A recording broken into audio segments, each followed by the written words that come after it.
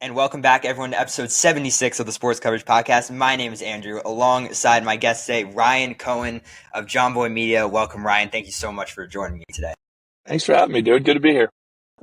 Yeah, so for those who don't know, Ryan Cohen, like I said, works at Jomboy Media. He's involved with the warehouse games. You might see him as the designated fielder during Blitzball, part of Team Rippers in the most recent golf ball, and he is a huge San Diego Padres fan, and we all know that the Padres had just an absolutely amazing trade deadline. So we'll break that down, and I'm sure Ryan has a lot he wants to discuss with regards to what happened last week.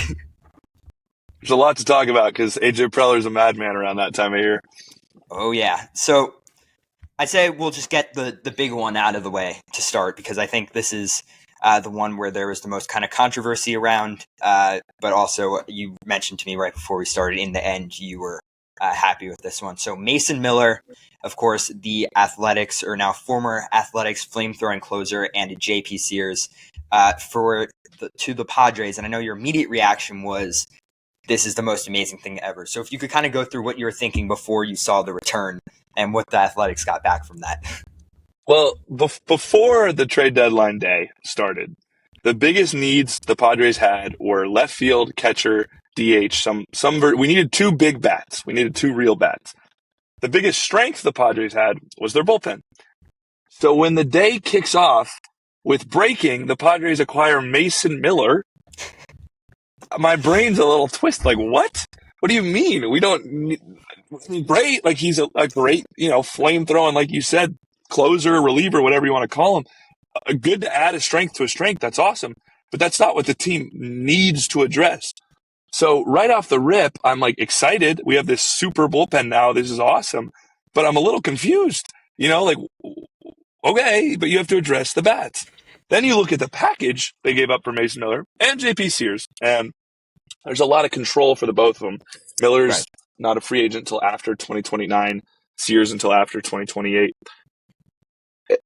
We give up Leo Dallas DeVries, who's the number 3 prospect in baseball, the number 1 prospect in the Padres system, a name that I've known for a long time. I'm not a prospect guy. I don't know the minor leagues very well. I don't pretend to, and I don't lie about it. But I've known Leo Dallas DeVries for a long time because he got a lot of money as an international signing and worked his way up to be one of the top prospects in baseball. So when you see that he's flipped for a reliever, when you need bats, I was just so confused. Then the reporting starts trickling out. Well, they think they might be able to turn Mason Miller into a starter. Who was the last flame-throwing reliever that turned into a starter? Garrett Crochet. That's looking pretty good. Now you look at the Padres in recent memory. Seth Lugo was a reliever on the Mets. He comes to San Diego, turns into a good starter, goes to Kansas City. Runner-up in the Cy Young last year. Michael King was mostly a reliever for your Yankees. Gets 9 starts down the stretch. Padres trade for him.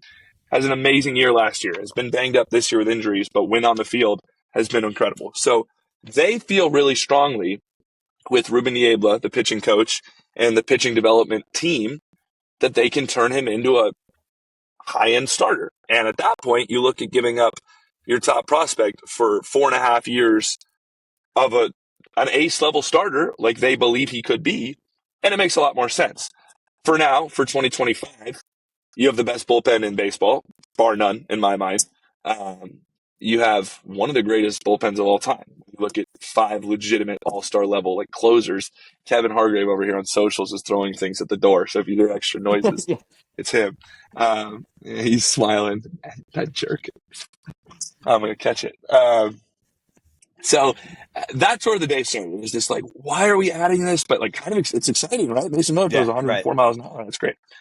Day goes on, and you make some more additions throughout the day, which I'm sure we'll touch on. And it all felt a lot more complete when my head hit the pillow at the end of the night than it did in the morning. A couple of things I will say is I saw all of these closers and relievers, especially from Tuesday night, then into Wednesday, then to Thursday, that just kept falling off the board.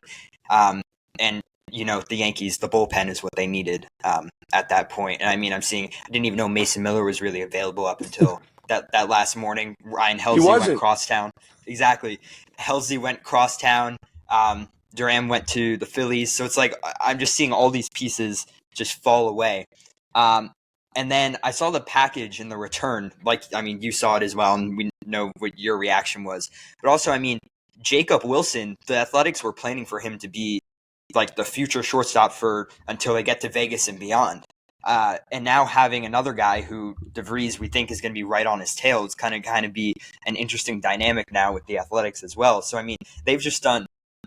The Athletics, terrible organization. We all know that whole story, but they've done a really good job building up so many prospects that are now all going to keep putting pressure on each other to really end up getting that MLB starting role in that organization.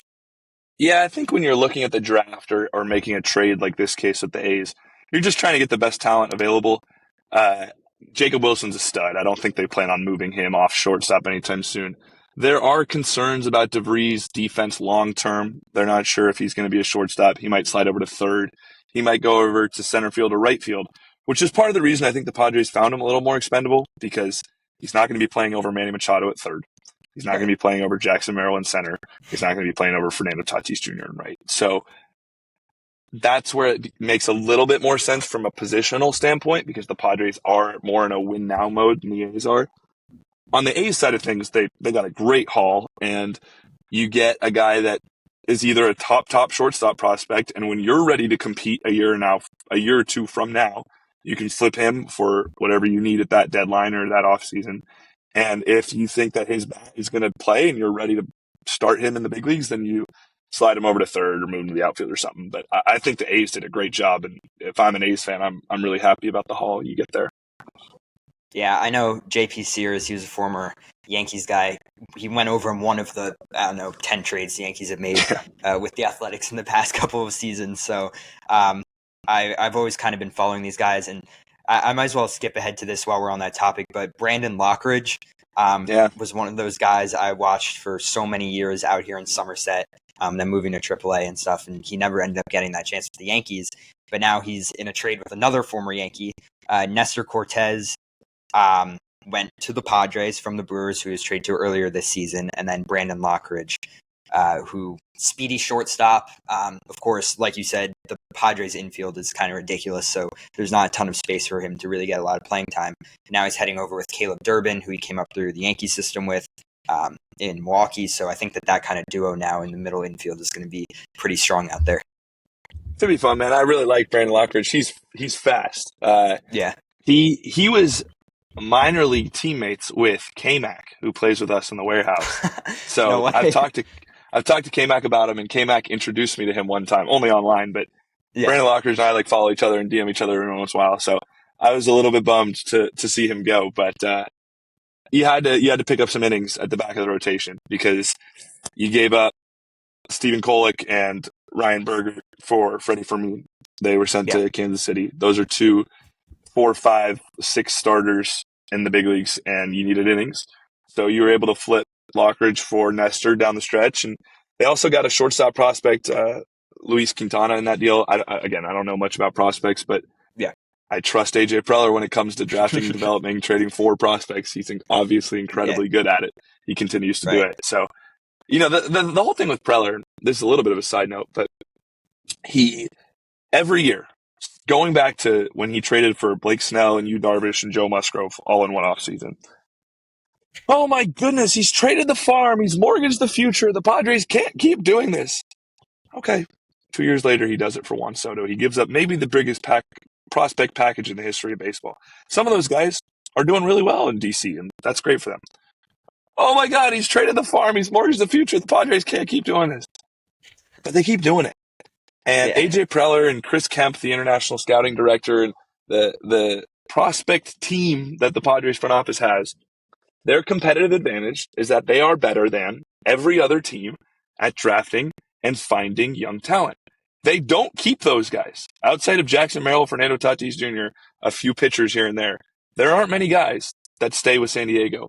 But they are really, really good at finding players that other teams want, flipping those players to win now. And you can say it's not sustainable, but he keeps doing it. So, at what point are we just going to accept that this model is different? And it's different because he can afford to do it, because he does such a good job of drafting and developing these young guys. It's risky, because if you have a bad draft class or your international signing period doesn't go as you hope, then you're tough out of luck. But the guys Yeah. he's trading for, Mason Miller's around for 4.5 years. Sears is around for 3.5 years. Ramon Laureano's here next year. Like, these are guys, Freddie Fermin's here till 2030. Like, those are guys that can be a nucleus of a good team that already has Manny Machado locked up, Xander Bogaerts locked up, Fernando Tatis Jr. locked up, Jackson Merrill lined up. Like, the core is there. You just have to keep supplementing it. And you can do that by trading young talent for the stars. Yeah, and one of the guys that wasn't moved but was also rumored to be moved, Dylan Cease. Of course, he's not exactly had the season that's lived up to his prior ones, but he's been still a good pitcher for the Padres organization, and there were a lot of teams still looking for starting pitching. Was he a guy that you really thought was going to move, or were you surprised to see him stay kind of by the end? I did think he was going to go. He's had a really tough year. His stuff is really good. The strikeouts are there. Like, the peripheral numbers are solid. I think he could still have a really strong second half, but it's been tough this year, and I thought he was going to go. But the thing with AJ, and he's proven this since he took over in 2014, he is more than willing to make a trade. We all know that. He also will say no, and he's not going to accept a deal just because that guy's on an expiring contract or it makes sense for the team. Like, there have been guys in the past that maybe you could argue he should have traded because they ended up walking after the season. But if he doesn't get the right package, he just doesn't do it. You can make a very real argument that 2023 team should have traded Josh Hader, should have traded Blake Snell, maybe should have traded Ha-Seong Kim, like a lot of these guys. And Preller, if he doesn't get exactly what he's looking for in the prospect package, just holds on to him. And I think in some ways, it can be costly, right? Because you get zero value for some of those guys. But in other ways, it sets the precedent of, if I'm not just going to accept a trade. You have to give me what I want. And if not, I'll give Dylan the qualifying offer at the end of the year. And if he takes it, great. We get another year of him. If he doesn't, we'll take that first round pick and we'll flip that guy for someone else down the road. Yeah, and as you kind of recap the past couple of years, he's done a really, really good job at that. So I think that keeping Cease in the long run is probably the good option, because if you can get him back to what he was, obviously that's just a ridiculous front of the rotation you guys have there. So you have an ace to pitch game one of a playoff series if Dylan Cease finds it again like he had last year. Yeah, exactly. And I think Michael King now is coming back from injury. Yeah, had a rehab start last night. The results weren't great, but I don't really care about rehab starts. It's just get out of there healthy, and I'm happy with it. Yeah, I mean, Michael King, I think, was one of those guys I really wish we figured out a way to not give up during the Soto trade, because, I mean, he was just one of those guys that we now need in this Yankees bullpen that could come out and pitch even like 4 innings. We know he's starting now, but he could pitch 4 or 5 innings to get out of a jam. And he was just ridiculous. He had nasty stuff. He started to get his velo up a lot more towards the end of his tenure with us. And then he's gone, and now he's absolutely thriving out there for you guys. So, I mean, sucks to see him go. Sucks to see Higashioka go as well, who stayed with you guys for a year and is now having a pretty good year in Texas. So, I mean, you guys just did an excellent job getting that package back. Like you said, I mean, the Padres are just really, really good at that. The other piece in that deal that it doesn't make any sense, but Randy Vasquez, I mean, the guy's thrown over 100 innings this year with a sub-4 ERA. I don't know how he does it, because he walks a lot of guys. He doesn't strike out that many guys, but he finds a way through. And he got sent down to let Nestor pitch in the big leagues. And if that's all we see from Randy this year, and I kind of doubt it is, I bet you we see him again in September.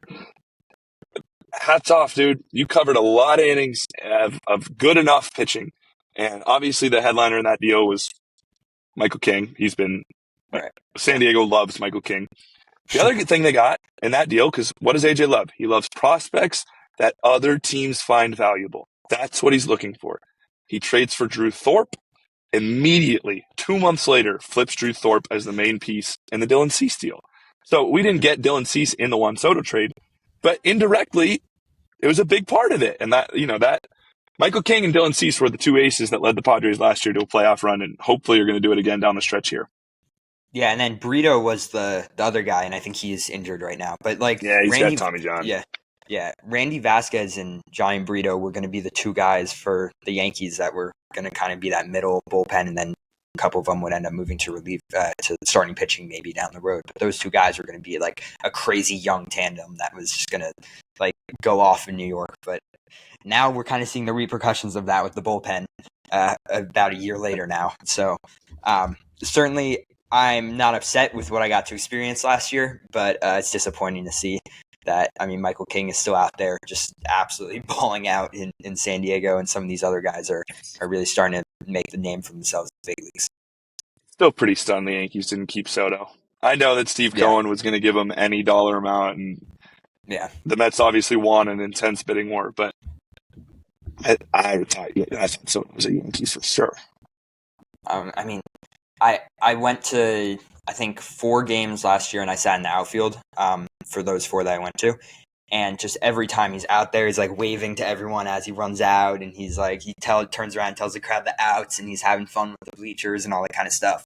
And I went to his first return game against the Mets for the Subway Series this year, and it was just the wildest experience I've ever seen. He didn't come out to warm up. When he went out there, he we know the bleachers turned their back to him, and it was just it was the most insane thing ever. And I just can't believe that he would turn away on a team that he was just so happy about. And I mean, I'm sure you can talk about this as well. It was a trade, obviously, that you guys lost him to, but he seemed to be liking San Diego, no? Money talks, guys can. Yeah. There's one thing I tell people all the time is, if you're the player, whether it's true or not, there's zero incentive to say anything other than, I love it here. I want to be a Yankee for the rest of my life. I love it here. I love San Diego. I want to be a Padre for the rest of my life. All that does is make the fans like you more, which brings your leverage up and hopefully gets you a couple extra bucks when it comes to payday. I have no idea whether Juan Soto likes DC, San Diego, the Bronx. Maybe he loved all 3. Maybe he hated all 3. I have no idea. But there's no reason for him to say anything other than, man, I love playing in the Bronx, putting on these pinstripes. It means the world. I love these fans, best fans in the world. Of course, of course he's going to say that. Yeah, I don't know. I've kind of have gotten over all that, and now I'm focusing on just the absolute mess that's going on right now. One more trade I want to talk about, the Padres. Ryan O'Hearn, Ramon Laureano, 2 guys who have beaten up the Yankees over the years for a pretty big package of prospects back to Baltimore, who have seemingly just blown up everything that they built in the past couple of years. I know probably this is the trade that really cemented this as being a great trade deadline for you, right? That's a perfect way to put it. Yeah, that's when it went from okay, Mason Miller's a fun addition. These things are starting to line up.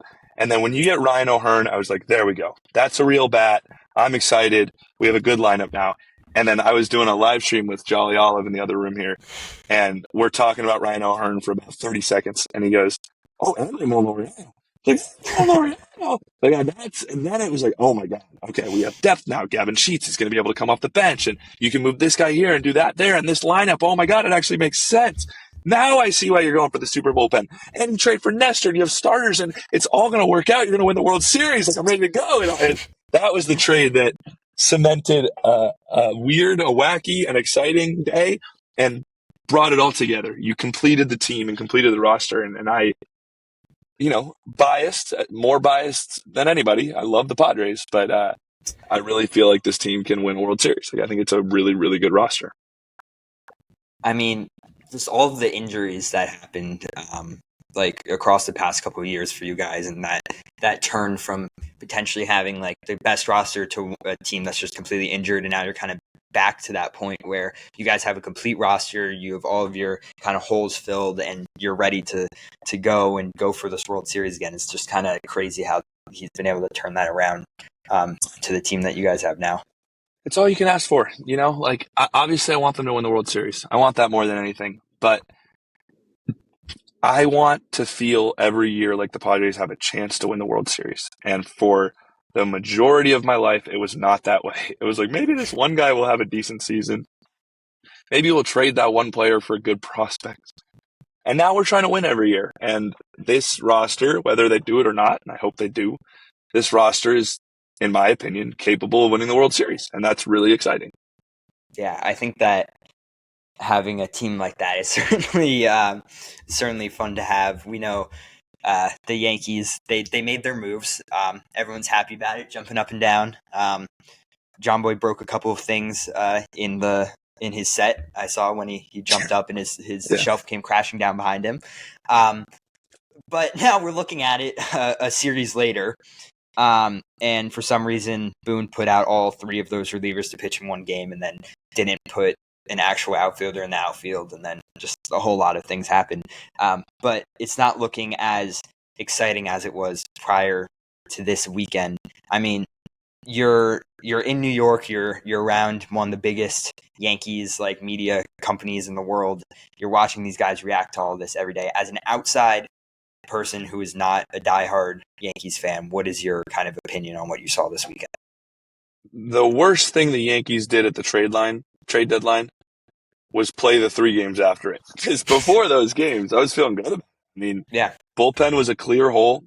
I really liked acquiring another shortstop because Volpe's obviously had a tough season in a lot of ways. That Friday night game against the Marlins, man. You bring in Jake Bird, who hasn't had a great year, big lead, get a few outs, roll. That goes haywire. Okay, not great. You get the lead again. It's like, all right, David Bednar, this is one of the big names you go to get. Like, this is a big-time closer, a name we know. Eesh, that doesn't go well. All right, you get the lead again. Let's bring in Camilo Doval, lock this thing down, and that's blown again. I mean, that was a tough showing. Obviously lose the next 2 games, but I think you lost the weekend when you lost on Friday. Like, that was the bad bet. Do I think those are bad trades because they had a bad Friday night against the Marlins? I do not. I think they're going to be all right. A lot of those guys have years of control, and I think they're going to be good Yankees. The Devin Williams struggling this year has been mind-boggling to me. I know he's had good stretches, but Devin Williams is as much of a sure thing as we've seen from a reliever over the last 4 to 5 years, and he just hasn't been this year. So I don't necessarily blame the Yankees or think there's anyone to blame other than relievers are volatile, and you hope if you get enough of them that you'll have a strong enough pen down the stretch, and I think they will. I like the McMahon pickup. You needed to address third base. If I'm a Yankees fan, I probably hope they make a move for someone bigger like Suarez, but you get more years of control with McMahon, better defense. That makes sense to me. I like that. Caballero, I think, is a good pickup despite the error in right field on Friday. And then the bullpen arms will just have to be more like they were to start the season on their other teams. And if you get the production from those 5 guys, Austin Slater, pinch hitting against lefties, whatever. Yeah. If Ahmed Rosario, same thing. If you get that level of production, you're in a good spot. But I think the Yankees need to win a series and like get the mojo going a little bit. Because right now, all these new guys have nothing but New York media hounding them, new spot, new team, on the road, getting swept. Like, they have bad vibes right now. And I think getting a win under your belt, maybe a series win, even so far as a sweep, you start to feel a lot better. Yeah, I mean, in the heat of the moment, the big thing that I was just so upset about was we have Austin Slater, who's an actual outfielder that has played many, many games in right field this year. And I know Caballero has as well, but that's not his main position. Like, if we have this guy, you might as well put him out there, right, to play an inning of right field. And same thing for Ahmed Rosario. I mean, all I really saw was a hype guy throughout this entire series, really, out of him. And I mean, I saw when Volpe hit that game-tying home run, Goldie, I've never seen him do this, not even on a walk-off. He like vaulted himself over the dugout wall and pushed Rosario back into the dugout, which is the most like energy I've seen out of Goldie like in a while. So that was just such a weird thing. And like in the heat of the moment, I'm just like, I don't know what I just watched. Why did I stay up to continue watching this? And it was just the most ridiculous thing ever. And now today, the lineup just came out for the game tonight. Goldie's back in the lineup. You have Ahmed Rosario playing right field, but he's batting second. Rosario's playing right? Unless it's a mistake, it says Ahmed Rosario is playing right field and batting second on here.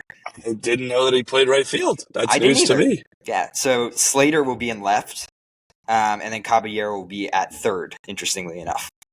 So okay. Yeah. Okay. I'm not 100% sure about this one, but we'll see how it goes. I think they gave up on the Stanton playing right field experiment basically as soon as that started. So I mean, Giancarlo's a hell of a bat. I'm not sure. I'm not sure I'm sticking Giancarlo anywhere with the grass. Oh no, but I mean, there's just so much going on, and even like Volpe, he's been struggling defensively for so long. Like in that last inning, it wasn't a like easy play, but it wasn't a play that he couldn't have had, like where that he just kind of booted that ground ball in the middle of the infield. Like put a guy. You've now have two guys that can play shortstop on the roster. Like put him in. Like I don't know. It was just kind of a whole weird thing. I think if we used all of these guys that we just picked up correctly, I think that we have a super team. And if we don't, as what happened Friday night, and the offense then just falls asleep for the rest of the weekend, then I don't really know what our future is going to look like. I have to remind myself and my family and my friends, and I'm sure you do too, like baseball is a roller coaster. Yeah. And it's fun. It's how it should be. Every game feels like it's so important, and we're fans and we're emotional, and that's awesome. That's what the whole thing is about. But the Padres had a 5-game losing streak, and everything was a nightmare. And then they reeled off 6 in a row. They traded for the world, and now we're going to win the World Series. That was all in the last 2 weeks. Yeah. It's ugly in Yankee land right now, and I'm not telling you not to be upset. But from a more neutral perspective, it's like the Yankees are still really good. Yeah. They're going to get hot. They're going to be all right. They're going to make the playoffs like that. It just seems so obvious to me. And maybe I'm wrong. Baseball certainly has proved me wrong before, but I wouldn't be hitting the panic mode just yet. Yeah. And I mean, I was happy with the limited what I saw of Heel yesterday. I think that was kind of a fine outing for his first time back. I'm happy. Again, I'm still happy with everyone we got. I think you're right that it's just going to take a little bit of time to get them all settled in. Still unsure about what really happened to our fundamentals over the past offseason, because base running, easy ground balls, turning double plays, kind of everything just does not look right. But, it's going to take some time. I love Volpe. I live a town over from where he grew up. My school is a rival school of where he went, so it's kind of like this interesting thing going on. I love him so much. And I just think that defense, we get the defense down, we get the fundamentals down, we're a great baseball team. So there you go. And there's still 2 months to figure it out. I know it should be figured out by August, but there's still 2 months to figure this out. And the Yankees are a good team. And Spencer Jones will be up in September. So that's all you can ask for. I hope so. I hope so. That'd be awesome. It's all you can hope for. I mean, we were talking a little bit before about Lombard and Jones, of course. I never thought that they were going to get moved. I was scared that they were going to get moved, but I never thought that it would be the right move for them to leave New York, I just think that wouldn't have made any sense. I think that the Yankees have done a good job of kind of building up these like top 5-ish guys that are really going to be the future in the Bronx. And trading Spencer Jones, I would have been very, very upset. Well, I was telling you before, Spencer and I grew up together. We were teammates in Little League. We went to the same elementary school. Like, I've known Spencer for as long as I can remember. And I love Spencer. He's a great kid. I live in New York now. Most of our friends live in San Diego. So I want him to stay Yankee so I can have him myself and be a little selfish about it. And I was really happy when he didn't get moved. And I hope he makes his debut in the Bronx sooner rather than later. I will be there. I will be crying when he gets his first hit. I will be so proud. And I've been looking forward to that day since the draft day. If you go back and watch the clip from MLB Network, I'm right behind him, punching my fist in the air, going nuts. So I love Spencer. He's the best, dude. I think the world of Spencer Jones, and obviously an incredible talent baseball-wise. So I hope he has a long, long, historic Yankees career, and I get to say I knew him win. So one of the biggest things that Jomboy Media has grown over the past couple years and has become known for in some ways is warehouse games. And it started with Back Alley with Jake and Jomboy throwing around a blitz ball. I don't even know. Where was that alley, like in New York City, or where was... That was in the Bronx. That was right next to their old office in the Bronx. Yeah, that's crazy. I mean, from what's grown from that to now, like, you're up to, I think, like 6 rotating sports now or something like that. You have Captain's League. You have, of course, like the actual warehouse competitions with floorball and blitz ball and ball and play, which, by the way, is awesome. Like, I have so many friends that love watching cricket and stuff, so to be able to kind of get to know that more has just been really cool. That's awesome. Yeah, so I think that warehouse games has just been like one of the coolest things that I've been able to see in the past couple of years. I'm so happy that you got way more involved with blitzball, which is the crown jewel of it all, this past year with the designated fielder, the guy who is out there every single game for every single team, putting his body on the line, made some incredible plays out there. So I'd love to kind of hear about how, first of all, the designated fielder came about, and then also kind of what your reactions were throughout the season to some of like those big moments that happened throughout it. Yeah. So I'll go even further back for you. I was like, when I was in college, I was a diehard Jomboy Media fan. Yeah. I thought Jimmy did his breakdowns were just better than anything. I listened to every episode of Talking Baseball. I'm not a Yankees fan, but I would listen to Talking Yanks. I watched everything on JM Baseball. Like, I love baseball. I love Jomboy Media. I knew they did the warehouse, but like, I don't really watch sports other than baseball. I only love baseball. I didn't really care. And I was like, that's cool that they're doing it. I'm all about it. But like, it wasn't necessarily something I watched. And long story short, like, I moved out to New York before I had this job. I dreamed of working at Jomboy Media. And for this new thing, Captain's League, which hadn't even started, they needed someone in the area that could play and that was like semi-athletic. And I didn't work here yet. I didn't do anything. I had met them and like stayed in touch best I could, but I did not work here. And I get a text from Jimmy when I was home for Thanksgiving saying like, hey, I have an offer for you. Like, let me know when you have a sec. And I responded immediately. I was like, what? Do you want to play in this? Like, do you want to do this? And I was like, this is my shot. Like, I'll go hang out with these guys, get to know them better, like show that I'm a halfway normal dude. I'm not just some weird super fan who's trying to creep on, trying to be a good dude. And the first sport I ever played was ball and play in Captain's League. I don't know anything about cricket. So I was like, what are these rules? What are these names, terms? I don't know anything. And I wasn't very good. Like, I sucked at first. And I was like, oh no. And then the next sport we played was flat ball. And I really found it in slap ball. I was like, slap ball is fun. And once I had a little bit of success on the court, it let me be a little bit more confident and have a little more fun off of it, get to know the people a little better. And it's a blast, dude. And then with the franchise league, with blitzball and some of the things you're talking about, those are all people that have been flown in or people who work here in this whole, it's already a built up thing. So I didn't ever expect to play in that. I was like, I'm not a creator. Like, that's not my role. I kind of stay more behind the scenes with stuff here. And then Jimmy was like, hey, man, we need someone to be the fielder for every pitch all tournament long. And no one would want to do that. And I was like, what, dude? I'll do it.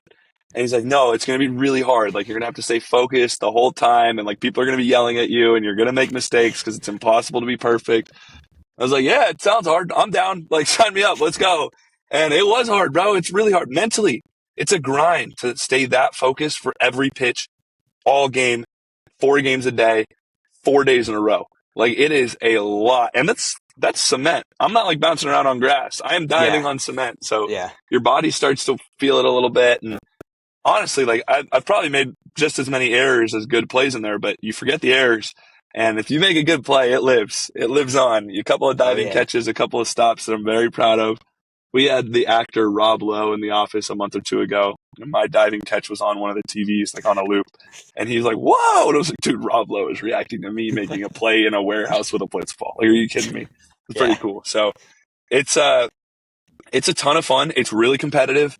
The games are real. Like, people I love, I work with, I get annoyed at them and mad at them when we're playing, just like you do when you're playing against someone in your rec league or your youth league or your little league team or your high school team, like whatever. It's all real. And the energy's incredible, but it's fun. It's super fun, and I can't believe people watch, and I get to make it part of my job. It's pretty fun.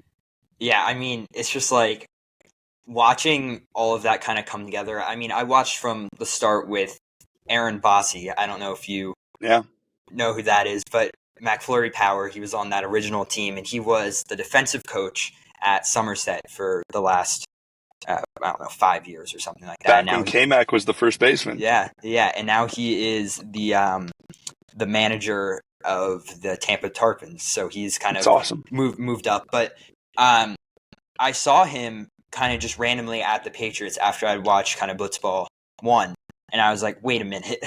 That Aaron Bossy, this guy. Yeah. That Aaron Bossy is the same Aaron Bossy as this guy. And I was just like, it's just so weird how this is all kind of coming together and then even watching back from Blitzball Battle 1, because I went back to that when I saw that he got hired in Tampa this year. And I went back and watched it, and I was just like, wow, the warehouse is so empty. There's like nothing going on here. And now you're looking at it, and you guys have a million cameras everywhere. There's a camera on the ceiling, and you're like looking down at the game.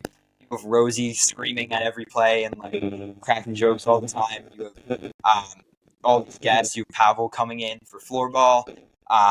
And it's just like the craziest thing ever. And I love watching it so much. And it's just kind of become a part of my routine. Like after I get all my homework done and stuff, and like when the Yankees game is on, also next to me, I have whatever ball and play, blitzball, whatever on. It's just like it's just like such a cool thing to see, because it's like, I'm not watching Aaron Boone explode at an umpire over something. I'm watching like Jimmy get mad that like Jake didn't come up with a play behind him, and I think that that's just so much funnier. And like, because these guys grew up as friends and they've done this, and now they've kind of created a team out of it. It's just such a cool thing to see, and I love it so much. Dude, we got to get you there. We got to get you to the warehouse. We'll make that happen. It's one Awesome. of the things that we've struggled with is, we like having our friends and family come by, and it's really special, but it's super important that you keep a secret, and like you sign an NDA, like it's a whole thing, because if you start telling people what happened, no one's going to watch, and that would kill us. So I want to get you there. We'll try to make that happen, but you have to make sure you promise not telling anyone. I won't. No photos. Yeah, I will absolutely that's a big part of it. I will absolutely not, because I think that, no, I totally agree with you. And it's always, what is the turnaround like on the videos then? It depends on the video. For one of these big tournaments, we're filming floorball Thursday through Sunday this upcoming week. Probably won't come out till November or December if I had to guess. I can look it up exactly what it is, but usually takes a couple months, and it just kind of depends on what those editors are working on. We have different videos, different challenges and whatnot. So I mean, but there is a schedule. It's all out there. Yeah. I saw you and Pennick at Fanatics Fest, and I mentioned to Pennick something about it was ball and play like a month ago now is what was going down, and he was like, yeah, it's fun. And I was like, oh, okay, that's all I got. And then that night, I think the whack video came out. I forget who they played, but they had some crazy win, and I was just like, oh, so he's like known about this, he experienced this. And we definitely, the funny thing though is like, we record so many videos in such a short amount of time, and the energy in that room is so intense and so loud and so fun that I don't remember what happened a lot of times. Like I don't always remember who wins the whole thing. I remember if I win, but other than that, like it's hard to remember that many games in that short amount of time. So a lot of times people will be like, wow, you made that one great play. I'm like, oh, dude, I don't.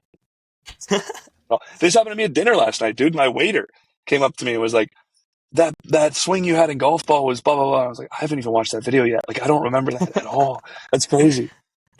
That's awesome. That's just like pretty wild. And then I'll see like Joe's in the chat every once in a while just being like, oh, hey guys, and he really has no idea what's going on or what's happening at all. But then you see him switching sides, like in jerseys, like running back and forth behind the backstop, like trying to be on the team that's winning and stuff. And it's just like, it's so interesting. And that's one of the things that's always been about the production of Warehouse games, is that like, you guys are now coming in to watch this after you've already played it with like a live chat who's going to react to all these things in a different way that like some other person might have, or like the crowd may have when you were there. And it's just like, it's so interesting. Like everything about Warehouse, I'm going to keep saying it, everything about it is so just interesting and cool. And I mean, even like you guys have pretty much a truck, like a normal production crew would have like set up for this. You guys have, like I said, cameras everywhere. You guys have upgraded everything around it. And it's just awesome. You got to come check it out, dude. That's the only thing I'm getting from this is you have to come see it, because it comes through the camera really well, but when you're in the room, it's even better. Yeah. It's amazing. I mean, that'd be awesome. So one more thing about Warehouse games, golf ball. That's the most recent thing from Captain's League. You got picked first overall by Jack and the Rippers. And it was supposed to be Warehouse baseball, but I think Jimmy said that people got hurt like playing it in the test game. We filmed 2 Warehouse baseball games, and it was so much fun. And 2 people blew out a hammy, and we were like, we can't keep playing this game. That's just not going to work. Yeah. And I mean, I know Jack has been gearing up then. I mean, I don't know how closely you guys record each of the Captain's League things, but on camera, it looks like Jack has been gearing up for this draft to do the baseball draft for like the last, 4 months or however long this Captain's League season has been going. And then now he's going into a sport that's never been played before with a bunch of people who maybe know how to play golf like yourself, and he picks you first overall. And that's like it was just such a surprise. And then I know Jake and Jimmy were making fun of you throughout the whole thing, and then you had some crazy plays in the finale. So kind of what was going into a new sport like? Because this was just kind of unexpected really for me, who was waiting for Yeah. warehouse baseball had come out, and then for all of you guys. So when I heard that I was the first overall pick, I thought they were messing with me. I was like, no, I'm not. Like, don't even say that. I actually just watched I watched the uncut video of you getting the call or whatever, like that you guys put up, and it was just like, I was shocked. I yeah, didn't believe it. Yeah. And as I got to kind of figure out what was going on, it was pretty clear. I think Jack wanted one golfer. That's why he took Luke, who actually right, golfs and knows what he's yeah, doing.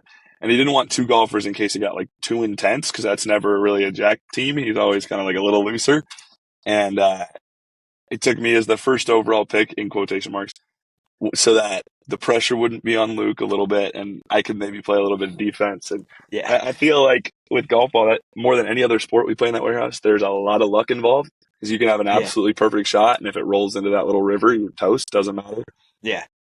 My numbers weren't great. I felt like I had a little bit of bad luck personally, but I probably shouldn't have been the first overall pick, for being honest. But,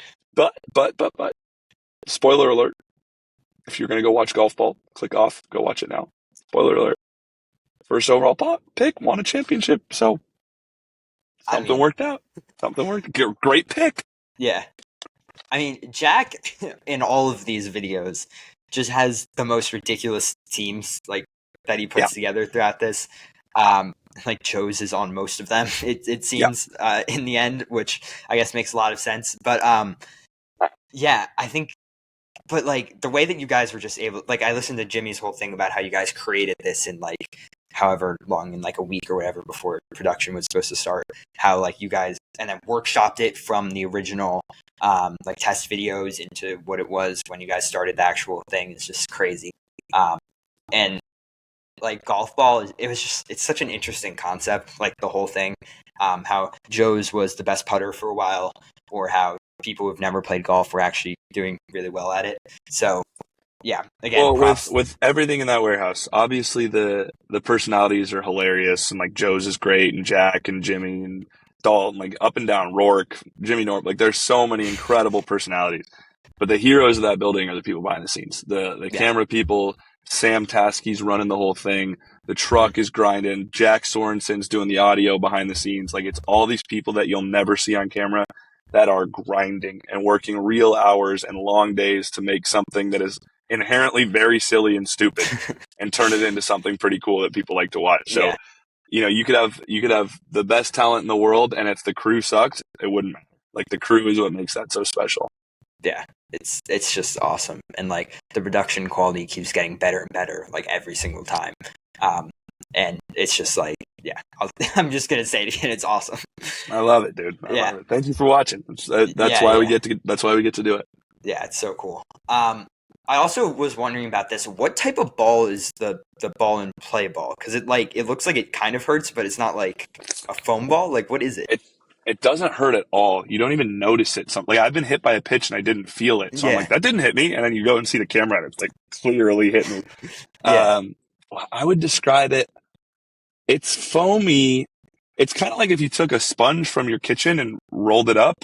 Yeah. I think that'd be my best description.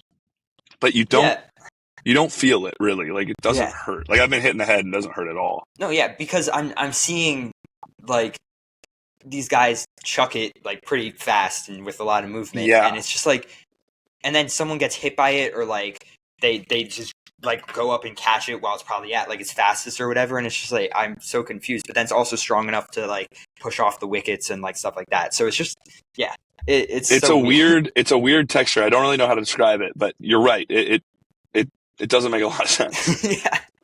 And same for like slap ball too. That was interesting because like bouncing around a lot, but then you guys also aren't dying when you're like hitting it full speed at each other. That ball is like a Nerf sponge. That ball is harder than the ball and play ball. It's bigger. Yeah, it's like a mini, my favorite sport. Like a mini dodgeball type of thing, almost. Yeah, it's a little firmer than a dodgeball, but it's the same general idea. Yeah, dude, slap ball is so fun. I can't wait for slap ball. Slap ball was really something. I mean, I struggled with like the kind of the rules, I would say, kind of at the beginning, because it's just like it was pretty all over the place when it started. But then you're like, we didn't know what we were doing. We had to figure it out. Yeah. I mean, once you guys started like figuring out strategy for it, it's just like that was just such a weird thing to see because it's I like threw a couple curveball goals that I go to bed dreaming about. Like, I love them. yeah, and then so that would have been your first warehouse game, right? That was my second warehouse game Second, in the first season of Captain's League, and then we played right? it again in the second season. Yeah, So, yeah. that's awesome. No, I've kind of done all the sports now. I'm a veteran at this point, which is crazy. I still feel like a little that is rookie crazy. kid. That is crazy. And I mean, floorball, I think, is probably the most athletically challenging one, I would say. Undoubtedly, dude. We did a practice session a couple weeks ago. I left sweating like I just jumped out of the shower. Like, it is lot of work. In a warehouse in Jersey City where the sun is beating down on you, where the sun is beating down on the roof all day. I mean, geez. This year, at least, it's supposed to be like 80 degrees this weekend. Last year was a heat wave. It was like 100 degrees outside. I know, yeah. It was so bad. I mean, it was fun. It was maybe my favorite weekend I've ever worked at Jomboy Media. Like, we had so much fun. But it was so hot. It was so hot. But you're right. I'm watching in November, and then, like, Rosie's talking about how he's dying just sitting there, like, trying to call the game. And it's like... It's brutal, dude. It was so hot. The summers here are no joke. Like, people will say, like, oh, Florida's terrible and stuff like that. It's awful here. You need to get down to San Diego, baby. That's where it's always nice. I'm sure. That would be awesome. I miss it. Yeah. I love New York. I'm having a blast, but San Diego is better place.